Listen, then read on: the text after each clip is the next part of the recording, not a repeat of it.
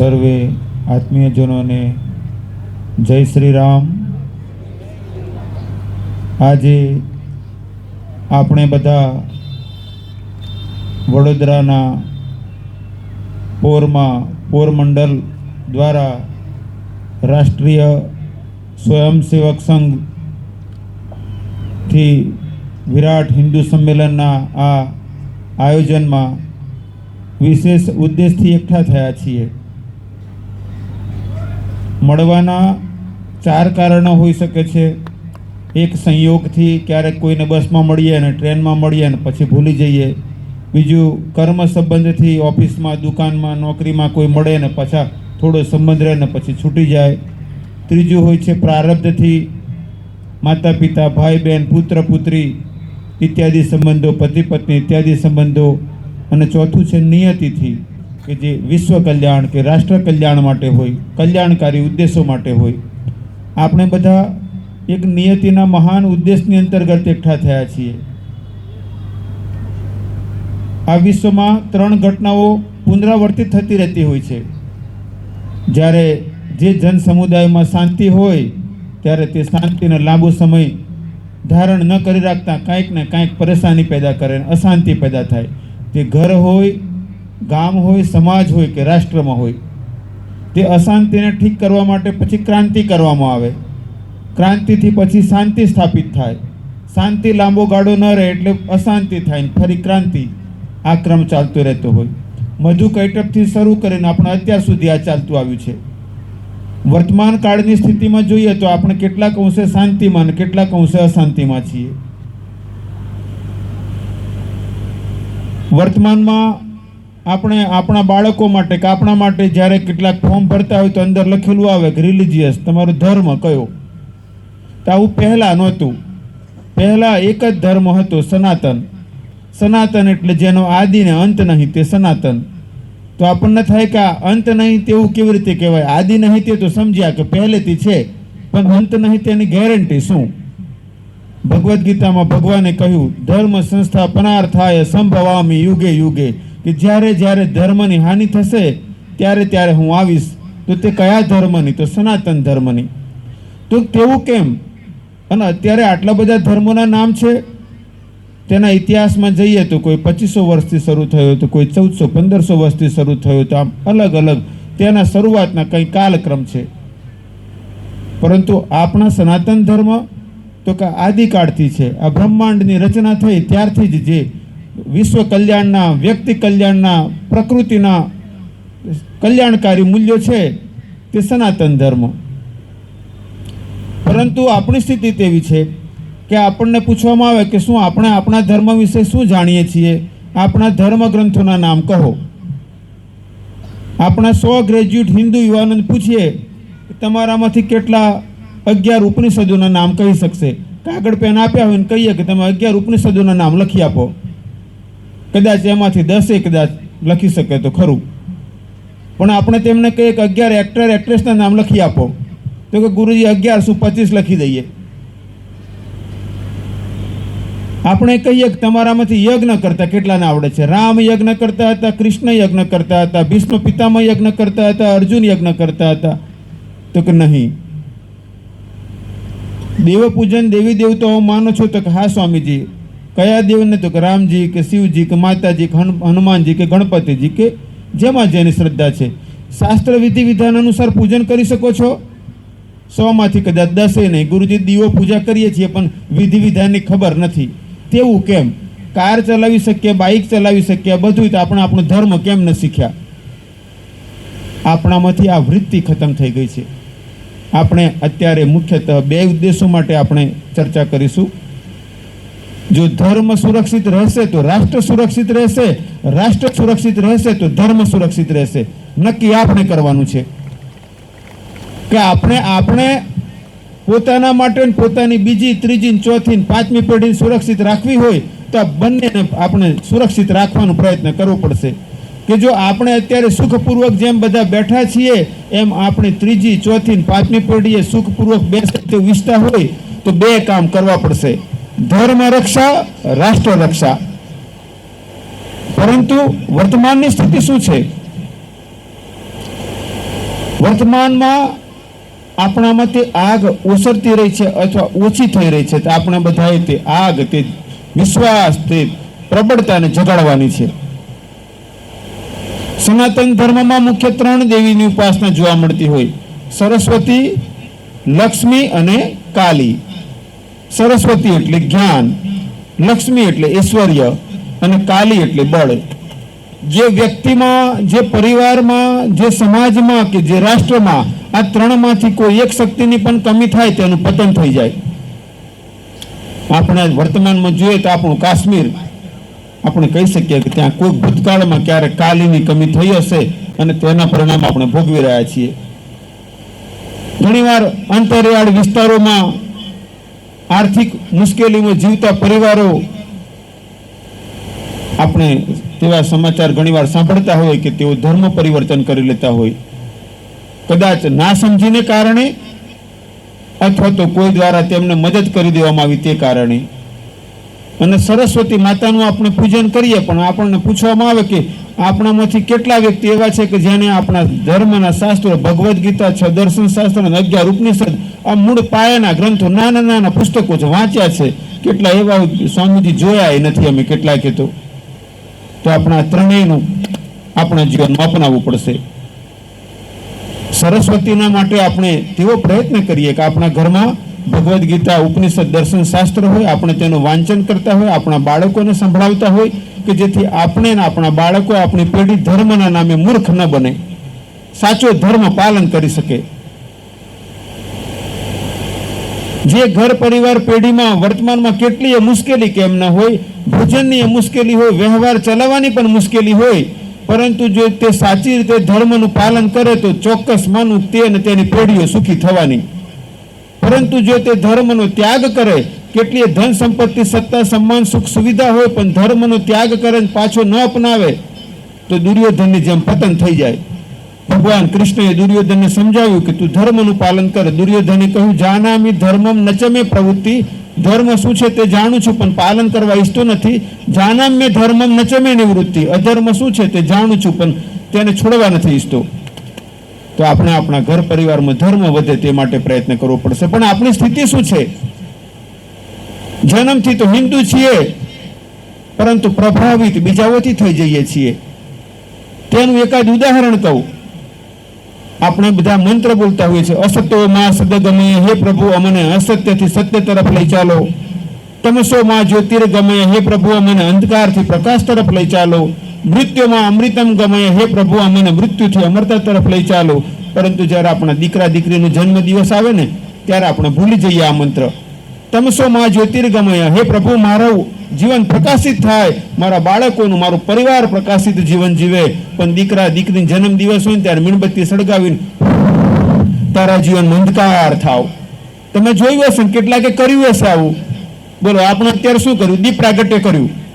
બધા પ્રોગ્રામોમાં આપણે દીપ પ્રાગટ્ય કરીએ કે અજવાળું થાય. તમારા ઘરમાં દીપ પ્રગટાવતા હશો કે હે પ્રભુ, આજે હું આપની સમક્ષ દીપ પ્રગટાવું છું તો મારું, મારા પરિવારમાં પ્રકાશ થાય, સુખ શાંતિ થાય, કલ્યાણ થાય. પણ દીકરાનો જન્મ દિવસ આવે ત્યારે આપણે કહીએ અંધારું થાય. હવે નક્કી કરજો કે તમારા દીકરા દીકરીના જીવનમાં અંધારું કરવું છે કે અજવાળું કરવું છે. આ આપ્યું કોણે? આપણે નહીં, આ ક્રિશ્ચનો આવ્યા ને એમણે મીણબત્તીનું ફૂંક મારતા શીખવાડ્યું.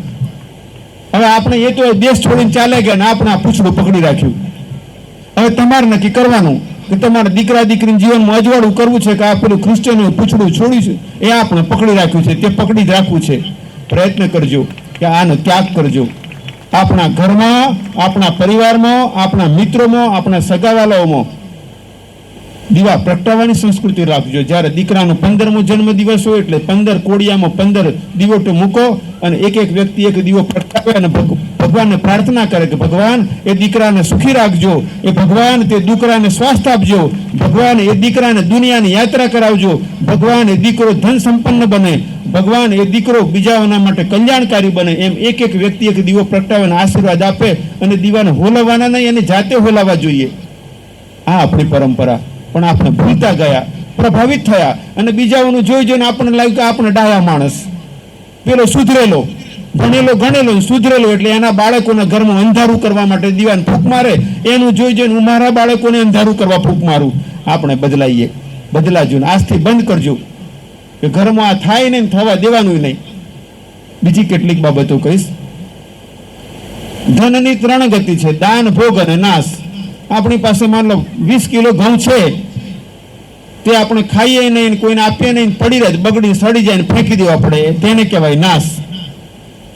બીજું છે તે 10 કિલો 20 કિલો ઘઉં હતા, તેમાંથી રોટલી બનાવી, લાડુ બનાવ્યા, શીરો બનાવી, વેડમી બનાવી, પૂરી બનાવીને ખાધું, તો આપણે ને આપણો પરિવાર તેનાથી સુખી થયો. અને ત્રીજો ઉપયોગ છે એ 10-20 કિલો ઘઉં હતા અને ખેતરમાં વાવી દીધા, એમાંથી 5-25 મણ પાકીને પાછા આવ્યા. આપણે ઘણું ધન કમાવાનું. આપણું શાસ્ત્ર તેવું નથી કહેતું ગરીબની જેમ જીવો. ઓછા રૂપિયા હોય તો સ્લીપર લાવો, સ્લીપરનું કામ છે સેફ એન્ડ ફાસ્ટ ટ્રાવેલ, સુરક્ષિત આપણી યાત્રા થાય, કાંટા વાગે નહીં. વધારે રૂપિયા હોય સાયકલ લાવો, વધારે હોય બાઇક લાવો, વધારે હોય કાર લાવો, વધારે હોય તો હેલિકોપ્ટર લાવો, વિમાન લાવો. આપણું શાસ્ત્ર ક્યાંય કહેતું જ નથી ગરીબની જેમ જીવો, પણ આપણું શાસ્ત્ર તે પણ કહે છે કે તમારું ધન તમે પોતે તો સુખપૂર્વક વાપરો, પણ બીજાઓને મદદરૂપ થાવ. ધર્મ માટે અને પરમાર્થ માટે, 2 કાર્યો માટે. તમારી પાસે જે ધન સંપત્તિ હોય તેમાંથી થોડો ભાગ કોઈક મંદિર માટે, કોઈક યજ્ઞ માટે, કોઈક પૂજન માટે વાપરજો, અને થોડોક ભાગ કોઈ ગરીબ માટે વાપરજો. વિદેશમાંથી કોઈ ધન મોકલે ને આપણા કોઈ ગરીબને કોઈ કપડાં લઈ આપે ને એના છોકરાને ભણવા મદદ કરે ને પેલો ધર્મ પરિવર્તન કરે, આપણે કેમ આપણા ગામના ગરીબને મદદ ન કરીએ? આપણે આપણા માટે સારા સારા કપડાં લાવીએ, આપણા બાળકો માટે સારા કપડાં લાવીએ. આપણે હિન્દુઓ એટલું નક્કી ન કરી શકીએ કે હું દર વર્ષે કોઈ એક ગરીબ માટે 2 જોડી કપડાં લાવીશ? બોલો, આ કરી શકાય એવું છે કે નથી કરી શકાય એવું? હવે આપણને કોઈ ગરીબ એમ તો કહેતો નથી કે મને 5000 રૂપિયાની પેર લઈ આપો, 300, 400, 500, 700 રૂપિયામાં સારા કપડાં મળી જાય. પણ હું દર વર્ષે કોઈના માટે 2 જોડી કપડાં લાવીશું. હું મારા ઘરનું કરિયાણું તો ભરું જ છું, પણ કોઈ ગરીબને દર વર્ષે એક વખત 2-5 હજાર રૂપિયાનું કરિયાણું ભરી આપીશ. હું મારા છોકરાઓને ભણાવું છું, વિદેશમાં મોકલું છું, મોંઘી સ્કૂલોની કોલેજોની ફીસ ભરું છું, પણ કોઈ ગરીબના છોકરાને ભણવામાં 5-15 હજારની ચોપડીઓની કે કંઈક ફીસની મદદ કરીશું. મારા ઘરમાં કોઈ બીમાર થાય છે તો હું વડોદરાની ને અમદાવાદની, મુંબઈની સારા દવાખાનામાં જઉં છું અને ખૂબ રૂપિયા ખર્ચો કરીને પણ સ્વસ્થ રહું છું. પણ કોઈ ગરીબ બીમાર હોય તો હું એને કંઈક ને કંઈક મદદ કરીશ, રૂપિયાથી મદદ કરીશ, નહીં તો એને દવાખાને લઈને જવા આવવા મારી ગાડી લઈને જઈશ, નહીં તો કાંઈક એને દવાખાનાને રૂપિયા આપવા મદદ કરીશ, દવા કરાવવા મદદ કરીશ, પણ હું કાંઈક મદદ કરીશ. દર વર્ષે હું 4 કામ જરૂર કરીશ. તો 2 જોડી કપડાં કોઈકને આપીશ, કંઈક કરિયાણું આપીશ, કોઈના છોકરાને ભણાવવા મદદ કરીશ, ને કોઈને બીમારને દવા કરવા મદદ કરીશ. આ 4 કામ તમે જો શરૂ કરી દેશો ને તો આપણા કોઈ જરૂરતમંદ ક્યારેય એમ નહીં કે મારે પેલાને અપનાવવો છે, મારો ઘરનો ભાઈ બેઠો છે, મારો હિન્દુ બેઠો છે, એ મારા દુઃખમાં મારે ઘેર આવીને મને કહે છે દાદા આ તમારા માટે ભેટ લાવ્યો છું, અને કોઈને એવી રીતે ના આપશો કે મદદ કરીને પછી 2 મહિના પછી કહેવાનું તને મેં કપડાં આપે તો મારા ખેતરમાં કામે કેમ નથી આવતો? એ મદદ ના કહેવાય. તો આપણે યાદ રાખીએ, ધનનો સદુપયોગ કરીએ, આપણા જરૂરતમંદને મદદ કરીએ. ઘણા વ્યક્તિઓની જરૂર છે, આપણે આગળ આવીએ. અહીંયા 12 ગામના વ્યક્તિ ભેગા થયા છે. 12 ગામમાં એટલા બધા સુખી વ્યક્તિઓ છે ને કે પ્રયત્ન કરે તેમના 12 ગામમાં તો કોઈને બીજાને બહારથી મદદની જરૂર ના પડે, આજુબાજુના ગામમાં પહોંચી વળે. એટલા બધા સુખી વ્યક્તિઓ છે અહીંયા પૂર અને આજુબાજુ કેટલાય વ્યક્તિઓ એવા છે. ત્રીજી વાત, આ સરસ્વતી, લક્ષ્મી અને ત્રીજું પછી કાલીની ઉપાસના. તમારામાંથી કેટલાય મહાકાલી માતાને પ્રણામ કરવા ગયા હશે, કરવા જોઈએ. આપણા ઈષ્ટદેવી છે, આપણા માતાજી છે. આપણે તેમના ચરણો મસ્તક ઝુકાવીએ અને પ્રાર્થના કરીએ કે માતાજી મને પણ બળવાન બનાવો. દેવમ ભૂતવા દેવમ યજેત, દેવના ગુણો ધારણ કરીને આપણે દેવની ઉપાસના કરીએ. પરંતુ યાદ રાખીએ, વીર ભોગ્યા વસુંધરા, આ પૃથ્વી પર બળવાને રાજ કર્યું છે. તેવું નથી કહ્યું કે સજ્જન ભોગ્યા વસુંધરા, સજ્જનો રાજ કરે, બળવાન રાજ કરે છે. બળવાન બનવું પડશે. પરંતુ આપણી સ્થિતિ શું છે? કેટલાકના ઘરમાં ઠીક 5 ફૂટનો દંડો ના મળે એવું બને કદાચ. આપણે પ્રયત્ન કરવો પડશે કે આપણે કોઈને પીડિત કરવા માટે નહીં, કોઈને પરેશાન કરવા માટે નહીં, કોઈને દુઃખી કરવા માટે નહીં, પરંતુ આપણે આપણી પૂર્વજોએ આપેલી ધરોહરની રક્ષા કરવા માટે, આગળ આવનારી પેઢીઓને આપવા માટે પણ આપણે આ વિદ્યાઓ શીખવી પડશે.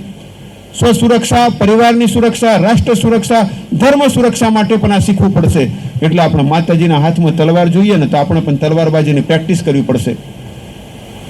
આપણે રાણા પ્રતાપના હાથમાં ભાલો જોઈએ તો આપણે પણ ભાલો ચલાવતા શીખવું પડશે. રામજીના હાથમાં તીર જોઈએ અને ધનુષ જોઈએ તો આપણે પણ તીરંદાજી શીખવી પડશે. આ બધું આપણે શીખવું પડશે. તમને થાય કે સ્વામીજી આ બધી વાત ખરી, પણ શીખવા ક્યાં જઈએ અમે? અને એનો ખર્ચો કેટલો થાય? અહીંયા તમારા પોરથી બિલકુલ નજીક કાયાવરોહણ ગામમાં મેનપુરાની સામે લકુલીસ ધામ નામથી મારો આશ્રમ છે. આશ્રમમાં અન્ન ક્ષેત્ર ચાલે છે. જમવાનો કોઈ હિન્દુ માટે ચાર્જ નથી. આશ્રમમાં મુખ્ય 3 નિયમોનું અમે પાલન દ્રઢતાથી કરીએ છીએ. પહેલી વાત, એક જ જ્ઞાતિ હિન્દુ, એટલે હું દરરોજ બધાની વચ્ચે બેસીને જમું. ગુરુ હોય, સાધુ સંત હોય, મિનિસ્ટર આવ્યા હોય, કલેક્ટર આવ્યા હોય કે મજૂર હોય, બધાને એક સરખું જમવાનું હોય અને 1 રૂપિયો ચાર્જ નહીં. ક્યારેક આવીને લાભ લેજો ને જોજો ને બીજાને કહેજો કે ખરી વાત સ્વામીજી કહેતા હતા ને, તમે ગયા હતા તો સ્વામીજીને સાથે બેસીને ખાધું હતું, અમે ખાતા હતા ને મજૂરે એ જ ખાતા હતા. જાતિ પાતિનો ભેદભાવ નહીં. બીજો, અમીર ગરીબનો ભેદભાવ નહીં. આશ્રમમાં કોઈને રહેવાનો ચાર્જ નથી ને જમવાનો ચાર્જ નથી. હિન્દુ હોવા જોઈએ, કોઈને રહેવાનો ત્યાં ચાર્જ નથી. પણ કોઈ વિચારે કે આ સારું સ્વામીજી, એ પોરથી નજીક જ છે, એસી રૂમની વ્યવસ્થા છે, ત્યાં ટોયલેટ બાથરૂમ છે, જઈને રહીશું ને 2-4 મૂવી જોઈશું, દિવસે બેઠા બેઠા 2 ટાઈમ જમીશું ને 2 ટાઈમ નાસ્તો કરીશું, તો ના પાડવી પડે. અમારે ટાઈમ પાસ માટે નહીં, રાષ્ટ્ર અને ધર્મ માટે આમંત્રણ છે. ગૌશાળા છે, ત્યાં 104-105 જેટલી ગૌ માતા છે. સત્સંગ હોલ છે. હિન્દુઓનો કોઈ પણ પ્રોગ્રામ કરવો હોય કોઈ 1 રૂપિયો ચાર્જ નથી. જે સ્વેચ્છાએ કોઈને આપવું હોય તો આપે, પણ કોઈના માટે કોઈ ચાર્જ નથી. હિન્દુઓનો પ્રોગ્રામ હોવો જોઈએ, ધર્મનો પ્રોગ્રામ હોવો જોઈએ. અને ત્યાં હિન્દુ ગુરુકુળ છે. 15 વર્ષથી દરરોજ યજ્ઞ થાય છે. ત્યાં હિન્દુ ગુરુકુળમાં હિન્દુ છોકરાઓ માટે વ્યવસ્થા છે. આપણા હિન્દુ દીકરા દીકરીઓને ત્યાં આગળ રહેવાની જમવાની વ્યવસ્થા છે.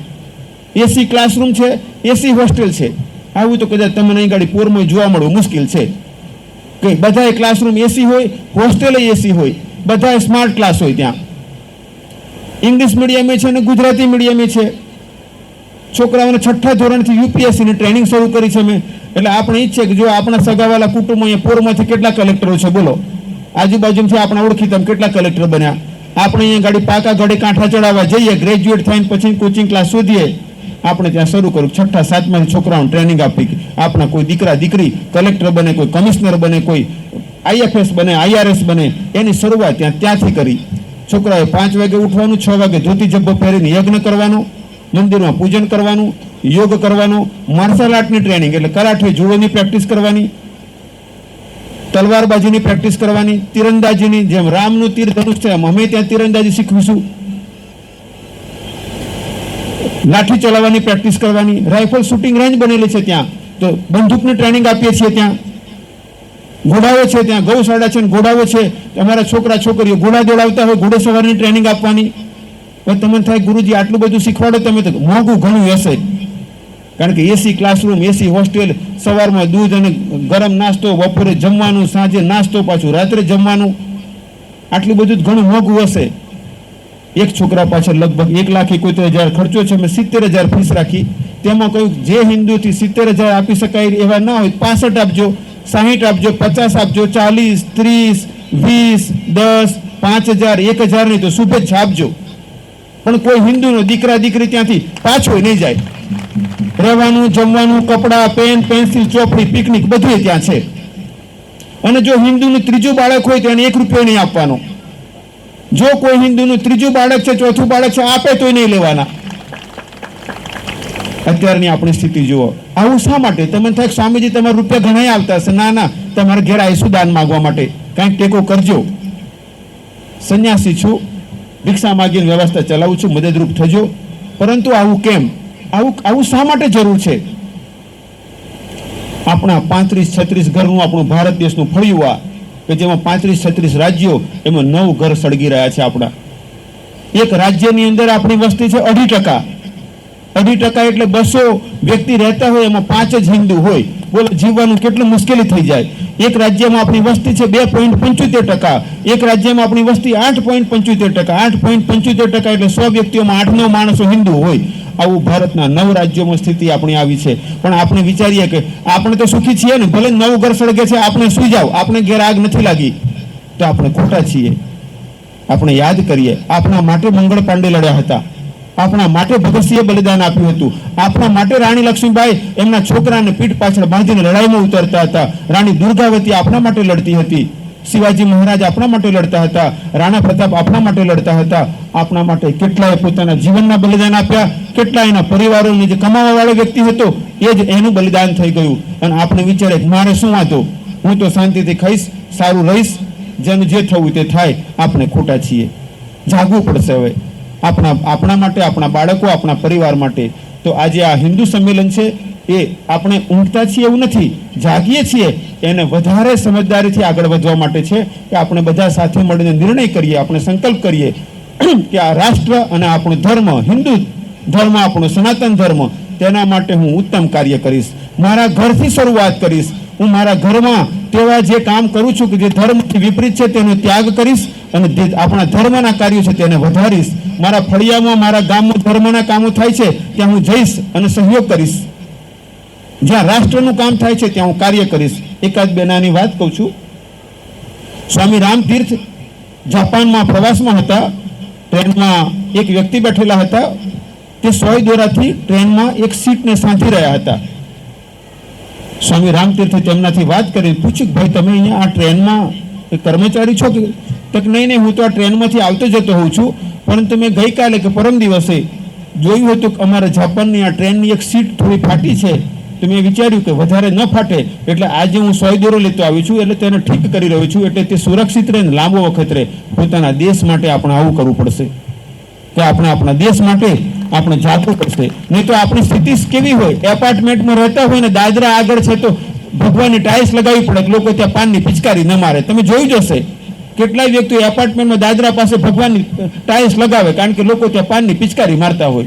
આપણો દેશ, આપણા વડાપ્રધાન કહે છે સ્વસ્થ અને સુરક્ષિત ભારત, સ્વચ્છ ભારત. તો આપણે બધા પ્રયત્ન કરીએ. આપણું ઘર ચોખ્ખું, આપણું આંગણું ચોખ્ખું અને આપણું ગામ ચોખ્ખું. આપણા બાળકોનો ધર્મ આવે. છેલ્લે યાદ રાખજો, જેવો સંગ તેવો રંગ. ઘણી વાતો કરીશું પણ સંગ સારો નહીં હોય તો મુશ્કેલી. તો કે ગુરુજી અમે સારા સંગ માટે શું કરીએ? એકવાર કોઈ છોકરાને પહેલા ધોરણમાં ભણવા માટે ગામની સરકારી સ્કૂલમાં મૂક્યો. 2 દિવસ પછી તે સરકારી સ્કૂલના શિક્ષિકા હતા બેન, તેમને ચિઠ્ઠી લખી છોકરાને આપી. છોકરાને કહ્યું તારા માતા પિતાને આપજે. છોકરાએ એના માતા પિતાને આપ્યું તો બેને એમને મળવા માટે બોલાવ્યા હતા. તે મળવા માટે આવ્યા તો છોકરાના શિક્ષિકાએ તે માતા પિતાને કહ્યું કે તમારો છોકરો ક્લાસમાં ગાળો બોલે છે, તો અમારા ક્લાસમાં કોઈ ગાળ નથી બોલતું, તો તમારા છોકરાને ફળિયામાં કોઈ એવી સંગતિ ન થાય કે તેમનું સાંભળીને છોકરો ગાળો બોલે. એ તમને કહેવા માટે જ મેં બોલાવ્યા છે.